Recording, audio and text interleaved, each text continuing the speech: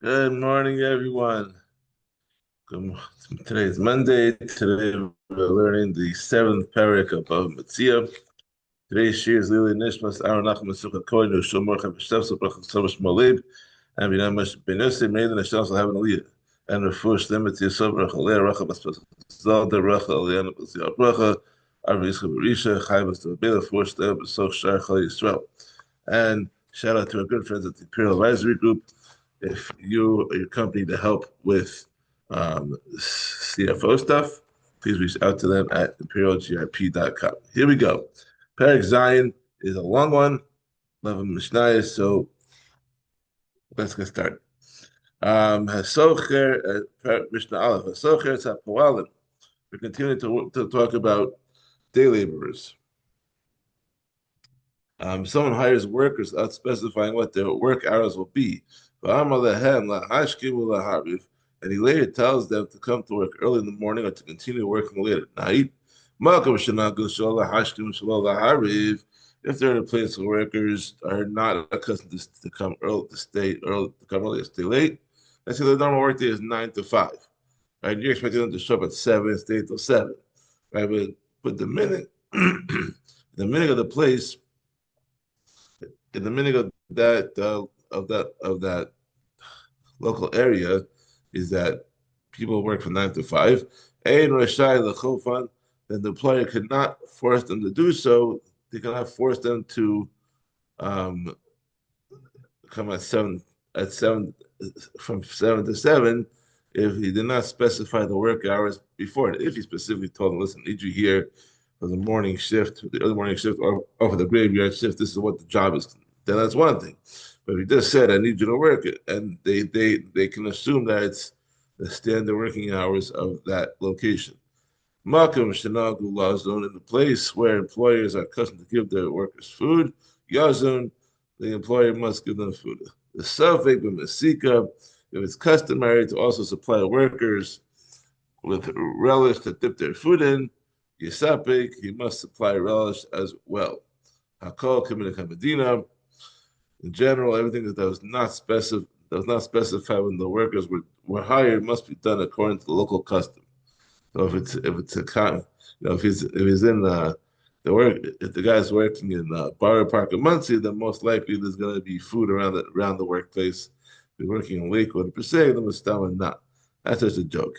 Whereas it all goes according to the minhag of the local area. Maisa story time. Maisa Rabbi Yochanan ben Masya.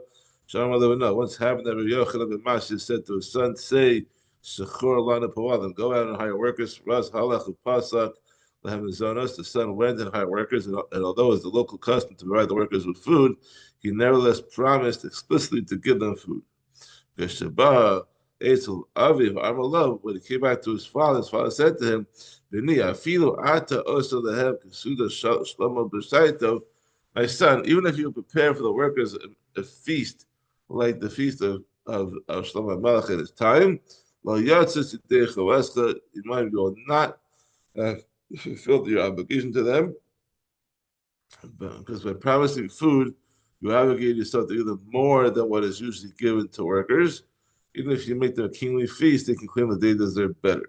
Sheheim b'nei Avram Yitzchak Yaakov, because they are the children of Avram Yitzchak and Yaakov. They can claim that they deserve a banquet as lavish as the one served by Avram Avinu. Remember, Avram Avinu gave a whole pound of mustard to each of the messengers, which were malachim, which is more lavish um, than the feasts by Shlomo Melech.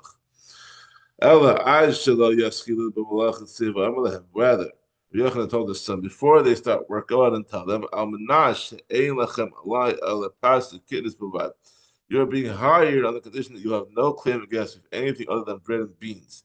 This way, they will not be able to demand more than this simple meal. So if they get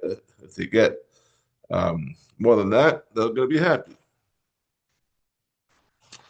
Rabbi Shimon ben Gamliel says, "No, Hayat Lomar." Rabbi Yochanan said did not have to say anything to clarify the terms of employment. Because everything is done according to the local custom. Even if he powers the workers' food, he does not give them more than what the workers are normally given in that place. Mishnah Beis. These workers are entitled by Torah law to eat from the food that they are working with.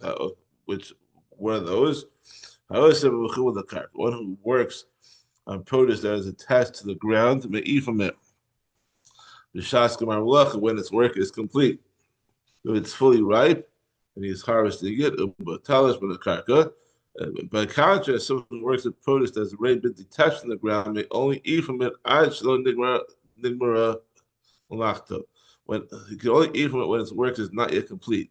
It is not yet processed to the point where Truma and the Meisters must be separate. So, that, you know, as we learned back to us Meisters back in a few months ago, that Truma and Meister only hit when they come into the greenery, into the threshing floor.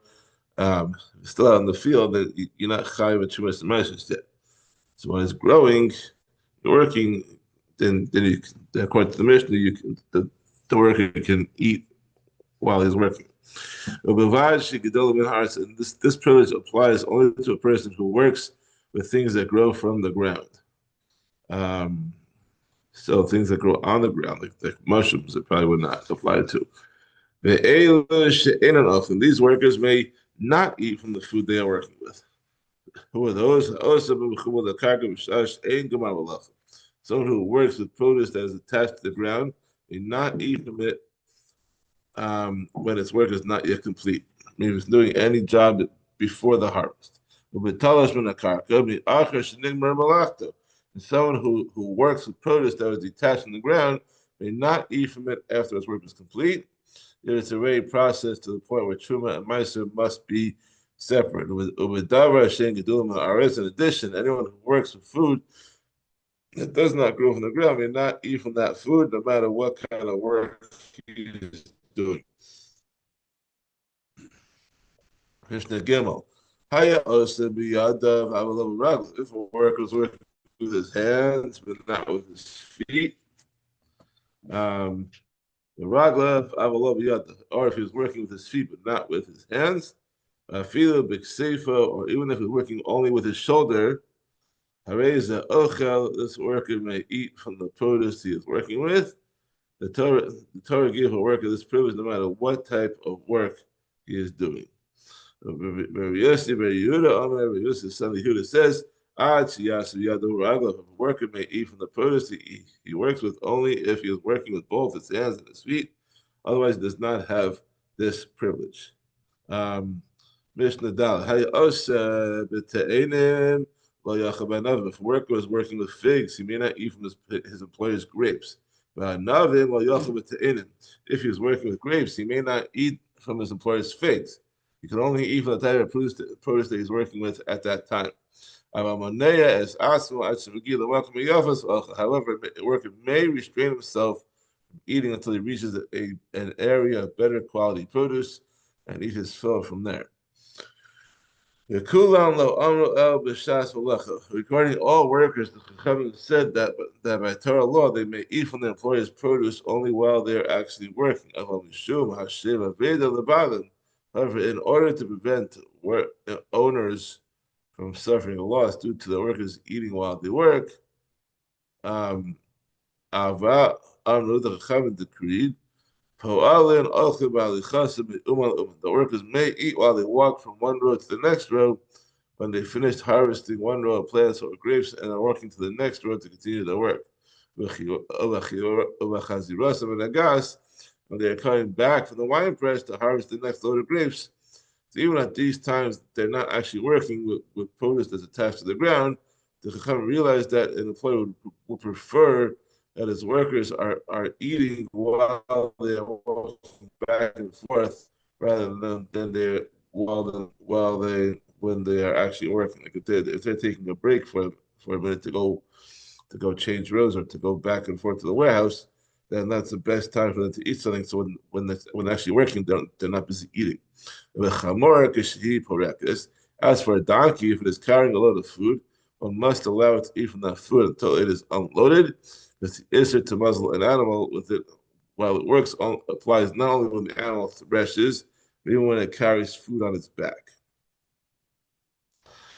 Mishnah Hey, Ava, Poel, Kishus, Afilbiti. A worker may eat a cucumber even if it's worth a dinar, Koseves, Afilbiti. And he may eat a date even if it's worth a dinar. A worker who is allowed to eat from his employer's produce may eat as much as he wants, no matter how much the produce is worth. Rabbi Elazar ben Chisma Omer, Rabbi Elazar ben Chisma says, Lo yochel poel yoser al scharo. A person may not eat um, an amount of produce worth more than his wages for the day. The Chacham say a worker can, he can eat as much as he wants. However, we must teach the person not to be a glutton, because if a worker will eat too much, he will close the doors of employment for himself. People will refuse to hire him. If you're going to eat so much, it costs the employer so much money. First, you're going to be lazy. You're going to be too overstuffed and can't work. And number two, the employer's not going to want to work with you because you're costing him too much money.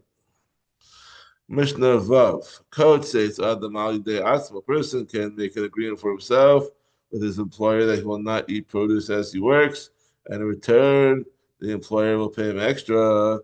So, although the Torah grants a worker the right to eat as he works, he can give up this right if he wishes. No, person can also make such an agreement on behalf of his adult son or daughter. On behalf of his Eved Kanani or his maidservant, Ishto, or on behalf of his wife. The person's adult child, slave, or wife is hired to work with produce. He can make an arrangement with their employer that they will not eat while they work in return for a higher wage. This agreement is binding, and the child, slave, and the wife are forbidden to eat while they work, provided that they know about the agreement and consent to it. Since they are adults, they have enough understanding to legally give up their rights. If they consent to the agreement, it is binding. No, a person cannot make such an agreement on behalf of his minor son or daughter, nor on behalf of his minor Eved Kanani or Shif Kananis, nor on behalf of his animal. He cannot make the agreement that his minor children or slaves will not work while they eat, even though they consent to the agreement, because minors do not have enough understanding to legally give up their rights. Therefore, the agreement is not legally binding. Zion. So if someone hires workers to harvest his net fruit, that revised the fourth year. The first 3 years was Orla, now it's the fourth year, and that is mutter to eat, but it has some condition to it. These workers may not eat from the fruit while they harvest it.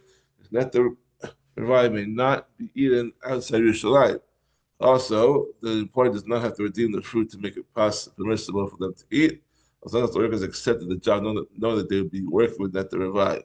However, the employer did not let the workers know that when he hired them, that they'll be harvesting fruit with which they cannot eat. He must redeem the net right to make it permissible to eat and allow the workers to eat from it. Since the workers accepted the job expecting to be allowed to eat while they work, the employer must arrange for them to be able to do so.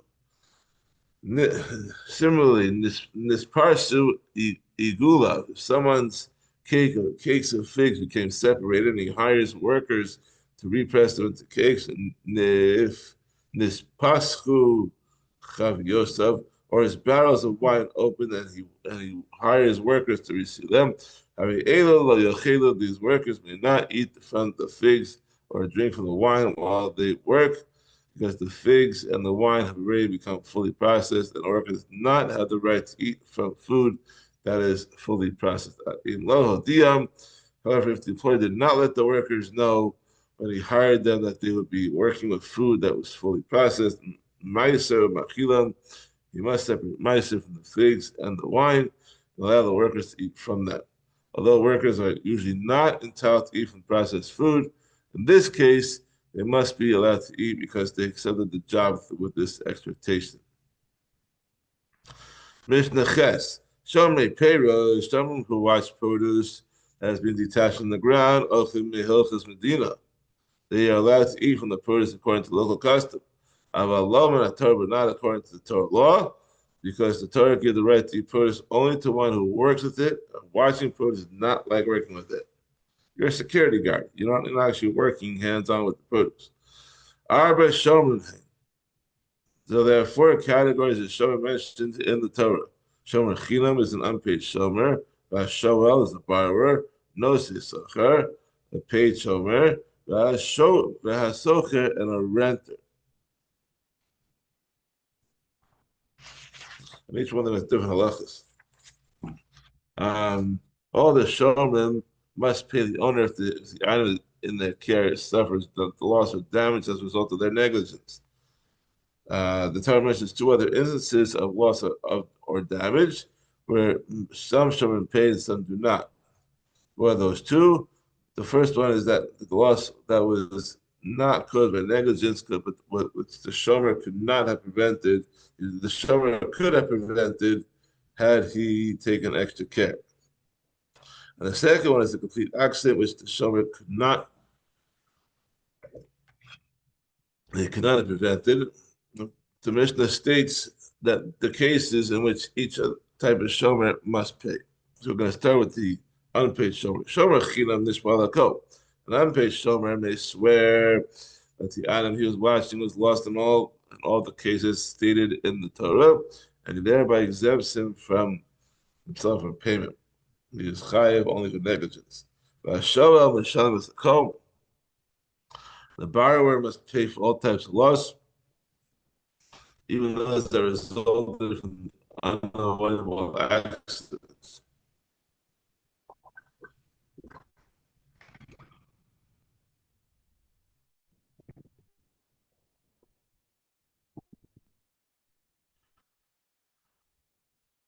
And the